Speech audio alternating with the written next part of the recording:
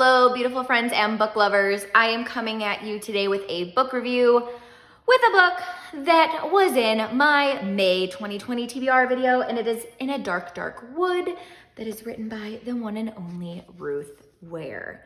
Now, if you're new to my channel, hello, welcome. Please subscribe if you like book reviews, mainly thrillers, because I love thrillers. But if you guys have been here for a minute, you know that Ruth Ware, I am not the biggest fan. I always feel so bad saying that. Like, I know I'm always truthful and honest in my videos, but like, I don't know. I always just feel really bad. But I read The Woman in Cabin 10. I was not impressed. I thought that it was, a fast-paced book, but the ending, I was just like, you're joking, right? Like, I didn't like it. But I had a lot of recommendations for this one, and again, I was disappointed. So I'm just gonna go ahead and give the non-spoiler book review part for it, tell you what I rated it, and then we're gonna go into the book chat. This book is about a hen party, which is a bachelorette. And sorry, I literally am reading like 3 different books right now, so I may have to look back in this for characters' names. But we follow a main character named Lenora, who used to be called Lee by some of her old best friends, but now she prefers Nora. So Nora is invited to a bachelorette party of a girl that used to be her best friend, wait for it, 10 years ago. Let's just let that sink in for a second. So she gets invited. And by the way, maybe you're like, okay, that doesn't sound that weird. They haven't talked. So again, now I'm gonna stop talking and I'm gonna let that sink in. Okay, weird, right? It's weird, it's weird. Like, hi, we have not talked for 10 years, but I really, really want you to come to my bachelorette party. Okay, just like even saying that annoys me. Okay. Nora thinks it's weird. She's like, okay, I haven't talked to, goodness, is it Claire? I don't know. Her old best friend, she has not talked to in a very, very long time.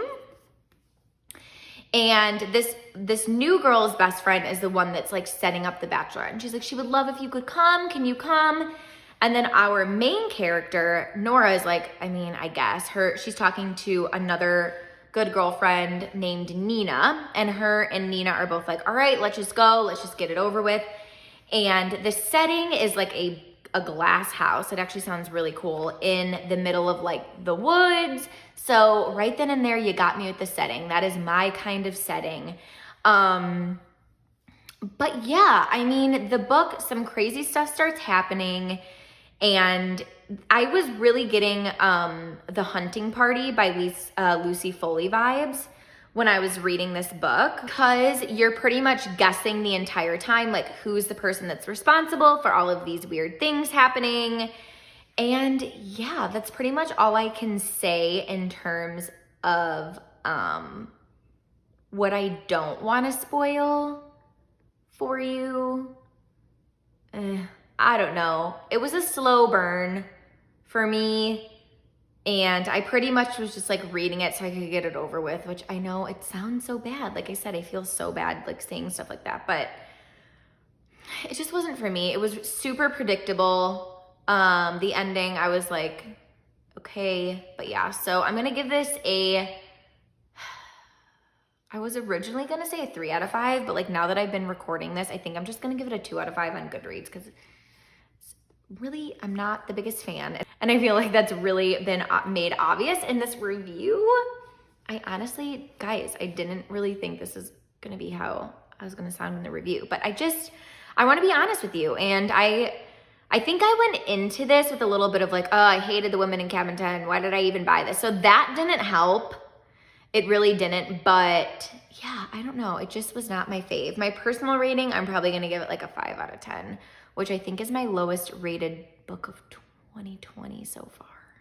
I'm now going to do my little book chat for those who have read. So if you haven't read this book, I'll leave the link of, I bought this on Amazon. I'll leave that link below. I probably didn't do a good job selling it at all. But this is one that I've always like wanted to read ever since it's been out. So yeah, if you're someone like me and you're like, you know what, no, Heather, I'm gonna give it a chance, I'll put that down for you below. But for those of us that have read, let's get chatting.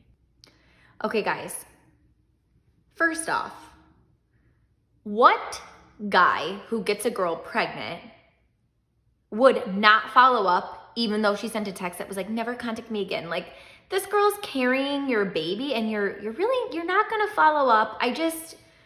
That part annoyed me so much. I also knew that when Nora was saying that like James had sent her that text, I was like, it was probably Claire. Claire did not seem like she was a good friend. Claire seemed like she always had to have everything her way, and she was probably hanging out with James and was like, I'm gonna send the text. And guess who sent the text? Claire. I don't know, you guys. I mean, I just thought it was predictable. I did not like Nora as a character. I felt like she had zero depth at all. I actually felt like a lot of these characters, other than like Nina, I feel like Nina had pretty good depth. Yeah, other than Nina, I was like, if I'm not vibing, and this is also similar with the hunting party too. I didn't vibe with any of those characters. I didn't vibe with any in here either. And I was like, these people are selfish. They're rude. The crazy friend, I'm blanking on her name right now, but like who wouldn't put someone like that in their place? Like, she was just rambling on and on about, you're not gonna ruin her party, you're gonna do this, you're gonna do that. It's like, nobody would take that. Everybody would be like, dude, you need to chill. I don't know. I just thought it was super, and just like also the fact that you would go to someone's bachelorette party that you haven't talked to in 10 years.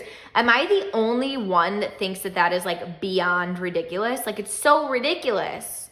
I don't know. As you can tell, I was not a fan fave of this, but I've read it. I gave Ruth Ware a second try, and guys, unfortunately, I think this is gonna be my last Ruth Ware book because now I've been disappointed twice now, and yeah. All right, guys, so that was my very brutally honest review of In a Dark, Dark Wood. I hope you enjoyed it.